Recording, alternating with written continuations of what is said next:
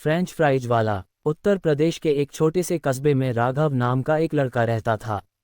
उसका परिवार बहुत गरीब था। पिता रिक्शा चलाते थे और माँ दूसरों के घरों में काम करती थी। घर में 3 छोटे भाई बहन और ऊपर से पढ़ाई का खर्चा। अक्सर घर में रात को सिर्फ नमक रोटी ही बनती थी। राघव बचपन से ही खाना बनाने में बहुत रुचि रखता था। जब उसकी माँ रसोई में चूल्हे पर आलू तलती थी तब वह ध्यान से देखता रहता। उसे आलू से बने व्यंजन बेहद पसंद थे। खासकर जब कहीं शादी ब्याह में उसे फ्रेंच फ्राइज खाने को मिल जाते तो उसकी आंखों में चमक आ जाती। वह सोचता, काश एक दिन मेरा भी अपना ठेला हो जिस पर मैं सबसे अच्छे फ्रेंच फ्राइज बनाकर सबको खिलाऊं।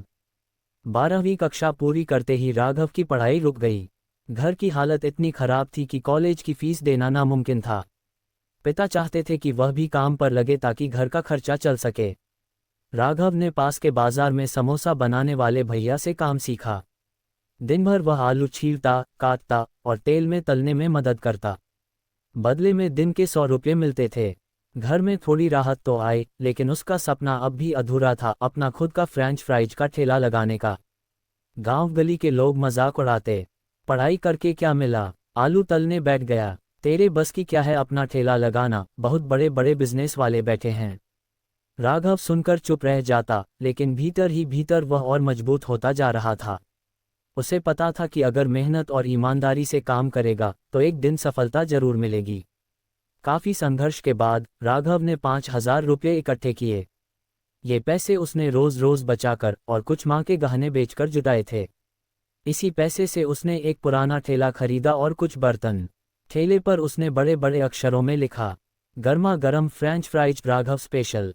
पहले दिन ही जब उसने तलकर प्लेट में मसाले छिड़के और गर्मा गर्म फ्राइज परोसे तो कुछ बच्चों ने खरीद कर खाए और बोले, वाह, ये तो होटल से भी अच्छे हैं।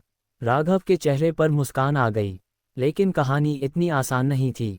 कई बार पुलिस उसका ठेला हटवा देती। बारिश में पूरा सामान भीग जाता। कभी कभी आलू महंगे हो जाते और घाटा उठाना पड़ता। कभी कभी तो वह हार मानकर ठेला बंद करने का सोचता, लेकिन फिर माँ की बातें याद आतीं। बेटा, हार मानना मत। मेहनत का फल देर से सही लेकिन मीठा जरूर मिलता है। धीरे धीरे उसके ठेले के फ्रेंच फ्राइज मशहूर हो गए। बच्चे स्कूल से लौटते हुए वहीं रुक जाते।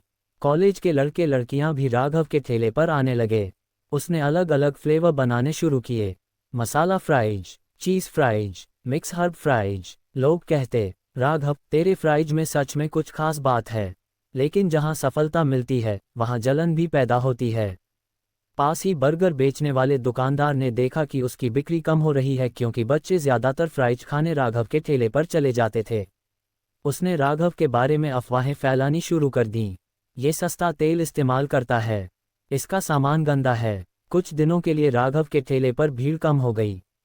राघव ने हार नहीं मानी। उसने ग्राहकों को दिखाया कि उसका तेल साफ है, आलू ताजे हैं और सब कुछ स्वच्छता से बनाया जाता है। उसने अपने ठेले पर एक बड़ा बोर्ड लगाया, शुद्ध तेल शुद्ध स्वाद। धीरे धीरे लोग फिर से आने लगे और अफवाह फैलाने वाले की दुकान खाली होने लगी। राघव ने सोचा, अगर मेरे फ्राइज लोगों को इतने पसंद आ रहे हैं तो क्यों न दुकान खोलूं। उसने दोस्तों की मदद से एक छोटा सा शॉप किराए पर लिया। वहां उसने एक आकर्षक बोर्ड लगाया, राघव फ्रेंच फ्राइज कॉर्नर। दुकान खुलते ही भीड़ उमड़ पड़ी। बच्चों से लेकर बड़े बूढ़े तक सब उसके फ्राइज खाने आने लगे। कुछ सालों बाद राघव के कस्बे में ही उसकी 3 शाखाएं खुल गईं। वह सिर्फ फ्रेंच फ्राइज ही नहीं बल्कि बर्गर, सैंडविच और पिज्ज़ा भी बेचने लगा। लेकिन उसने कभी अपनी जड़ों को नहीं भुलाया। वह अक्सर कहता, मेरी असली पहचान ठेला है जहां से सब शुरू हुआ। राघव अब गांव गांव जाकर युवाओं को प्रेरित करने लगा। काम कोई छोटा बड़ा नहीं होता। अगर ईमानदारी और लगन हो तो कोई भी सपने पूरे कर सकता है। उसकी कहानी सुनकर कई युवाओं ने भी छोटे छोटे स्टार्टअप शुरू किए। आज राघव का पूरा परिवार सुखी जीवन जी रहा है। पिता अब रिक्शा नहीं चलाते, माँ घर में आराम से रहती हैं, भाई बहन अच्छे स्कूल में पढ़ते हैं। राघव के ठेले से शुरू हुई छोटी सी कहानी अब एक बड़ी सफलता की दास्तान बन चुकी थी।